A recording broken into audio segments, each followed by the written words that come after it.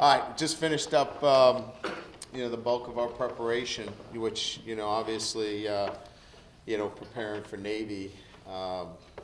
Offensively, you're so concerned with efficiency, and every possession is so important in scoring and not turning the football over. So that really was the focus this week, and making sure that every snap, every play, can result in positive play. So that's one part of it, and then from a defensive standpoint, making sure that our schedules this week matched up, and what I mean by that,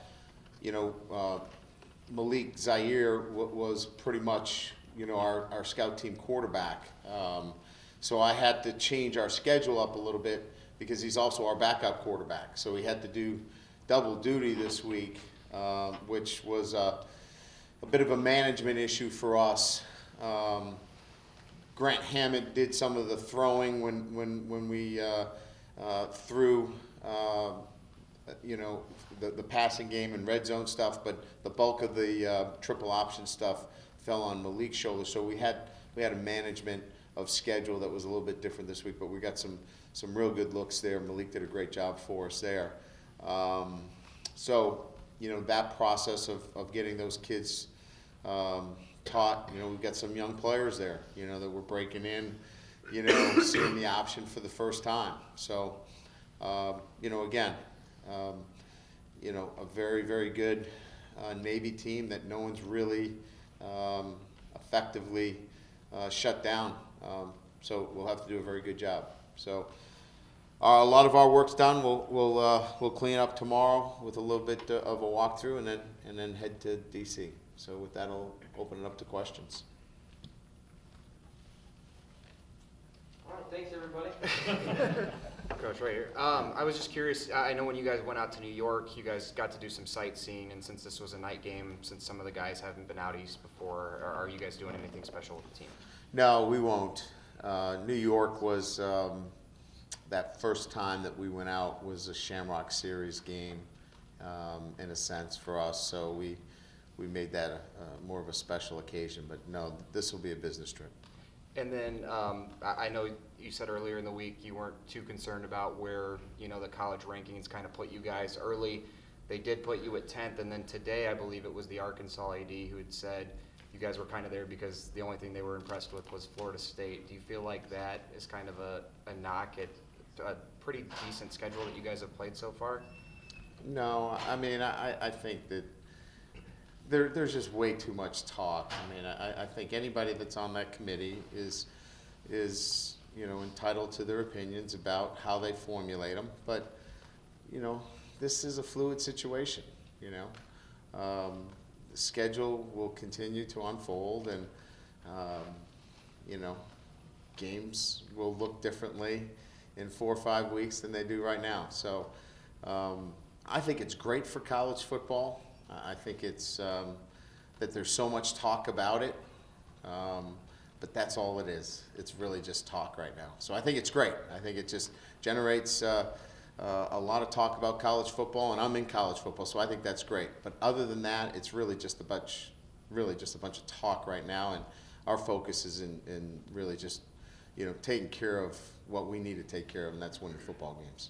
Brian, how true of a look do you feel like Malik and the others gave you of triple option, and do you go to the detail of even doing the cut blocks as scout team guys? Yeah, well, I think Malik does a very good job. I was over there with him because I wanted to see the detail in it, because the first day that I sent him over there, I wanted to make sure that it was worth changing the schedule around to actually put him over there. And if he was going to go over there and flim-flam it around and it not have an effective part, then I wasn't going to do that. He's my backup quarterback, and we've got to win football games if he goes in there. So I thought it was extremely effective. His ability to really mesh and have a great sense of when to pull it and read it, I thought gave us a really good look at it. Now, again, we did not cut, and so you don't get the same look there, But in terms of, demonstrating it, our kids know what it looks like. Now you got to get off blocks, and you've got to be able to rally to the football, and those are the things that are going to take a little bit of work as we get into the game. Brian, without looking ahead, you've had more time for self-scouting. Then let's not then. Let's try to stay right Again, here. you're asking to look ahead. I like the caveat, but let's just stay right here. Look sideways. But you've had more time for self-scouting this year. What do you think? What do you need to improve to reach your goals at the end of the season? Is there certain areas where you think this is very important that we get better in this area? We have some really good tools. Jack invested in a program, an analytic program, coached by the numbers, that gives us some analytics this year that are off the charts in terms of different matrices and drive tools. We've got so many different percentages of. I can give you details on average field position start and percentage of chance of winning. I mean, we've got all these numbers, which are very, very good tools to have. But I think when you boil it all down for us, and I know you hear this all the time, it's still turnover takeaway. I know it sounds boring, but and the analytics are really good for us because it allows us to do some things and really look at maybe in some instances targeting, for example, who's getting the football in certain areas and where we need to do a better job. But the big picture for us is taking care of the football, and that's moving forward where we'll have to continue to improve. Hey, Brian, speaking of turnovers, Navy has turned it over a high proportion or inordinate amount. Yeah, this year. that showed up. How are those turnovers occurring? I mean, what has created those turnovers? Well, in the Ohio State game, it was an opener, and it was pretty fast. The game was fast, and Ohio State's, attacking the line of scrimmage. Some others, Keenan was not playing. The ball got on the ground a few times. So, we're not preparing on them turning it over. They didn't turn it over or get a penalty against us last year. So, we know that for us to be successful, you got to slow them down, and you can't be in second and short, and first down is really important for us. So whether that's vis-a-vis a turnover or playing really good on first down, we can't just sit back and let it happen, So there'll be some times where we're going to have to be in a position to force the action too. Did Ohio State give you a little bit of a blueprint? No, I don't think so. I think that, when it comes to this option game, it's a numbers game. You got enough numbers there, and if you don't have the numbers, you got to get off blocks. It really is that simple in a sense, but it's so complex in a sense that what they do it better than you can defend it. But teams are either trying to get an extra hat in the box, or they're trying to play too deep and rotate to it. So everybody's got their own way of trying to defend it, and they all come up the same way. They give up a lot of yards. Lou Holtz used to always say, it starts with shutting down the fullback, and they've got two good ones. Does that still apply in today's triple option approach? I think, the last few years we've shut down the fullback, and last year we shut down the fullback, and that didn't seem to do such a good thing for us because the quarterback really hurt us. So, but in the first year, the fullback ran crazy on us. So, I mean, if I knew the exact answer for you, I probably wouldn't tell you first. But there isn't a clear-cut answer, and that's why they're still running it, and that's why they're still effective. Brian, when you're putting together your personnel on your defense, and your defenses have been different than some of your base defenses, do guys that have experience and success against option weigh into, does that factor into who you put on the field? Yes. Okay. Yes, absolutely. Who's maybe your best option guy, do you think? Rochelle? Well, you know, look, you're playing against guys that are 260, 270, 255 in some areas, and they're athletic. You know, they can move. So, you know, sometimes that guy that's 320 pounds is not maybe your best guy because he's got to get off a block. And so we like guys that can play physical but get off blocks. So those are the guys that can be most effective against the option. And a lot of those guys are young for us. So, you know, we're going to have to play with the guys that have experience. You know, I'll give you an example. A guy like Justin Utupo. You know, here's a guy that, you know, is pretty athletic and you know, we'll probably see some considerable playing time, more than he has in the past. Ryan, you said sit back and let it happen. You can't do that. Is Brian Van Gorder's approach just more naturally in sync with that than maybe what you've been defensively the last 4 times against Navy? No, we've been varied.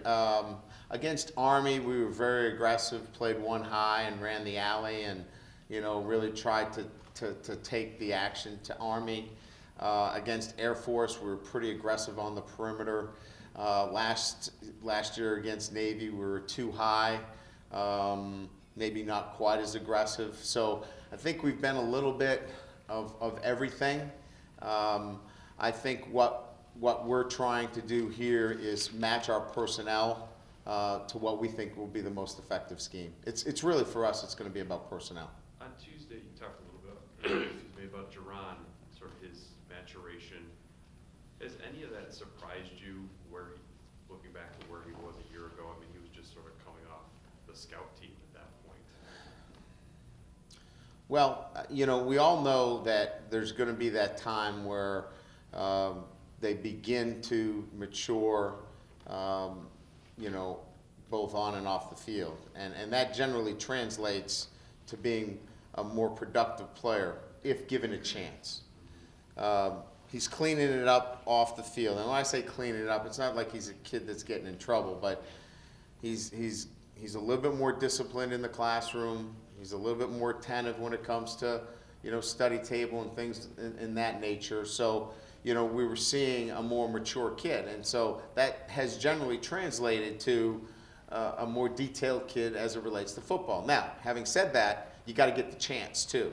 And so with the graduation of you know, Nick's and you know, with, you know, Tuitt leaving, he got the opportunity. So I think all those things came together, and that's why we are where we are with him. So I wouldn't be standing here saying that I'm surprised as much as we were hoping that this would be the next step for him. Brian, you mentioned the other day Collinsworth, it might be possible that he could go. He will not play. He will not play.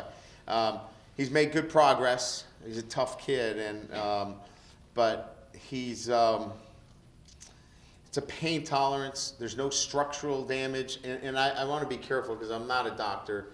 Our doctors would give you a better kind of an overview of this. There's damage, but we're not talking about a torn labrum. We're not talking about ligament damage. We're talking about you know, more of a trauma in that shoulder that really has to quiet down. We're closer. I think maybe next week, you know, he may be able to start taking some quality reps. Anybody else? Did you make it through the week pretty good? I think he's it, right? Everybody is good to go. Luatu is good. Council's good. Those were really the only 2 guys. Amir's practiced all week without a knee brace. He looks great. He looks to be back to where he was at Michigan. He's playing fast. I think he was a little bit hindered there with the knee brace. He looks to be back to where he was, so that's a good sign.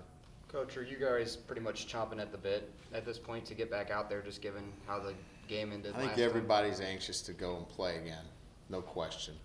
Our kids take it really serious. They know where they are and what they want to accomplish.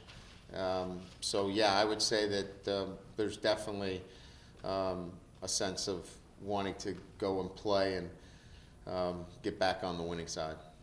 Brian, at any of your coaching stops, did you ever consider dabbling in triple option? Was that ever in the back of your mind? No, but I think that, you know, I've always felt like the quarterback being able to run, whether it be some zone option or, you know, some kind of belly option, has always been something that I've incorporated because, you know, he's hard to defend. And other than that, it's never been a system of offense that I've ever entertained other than the quarterback being somebody that you'd want to run in your offense.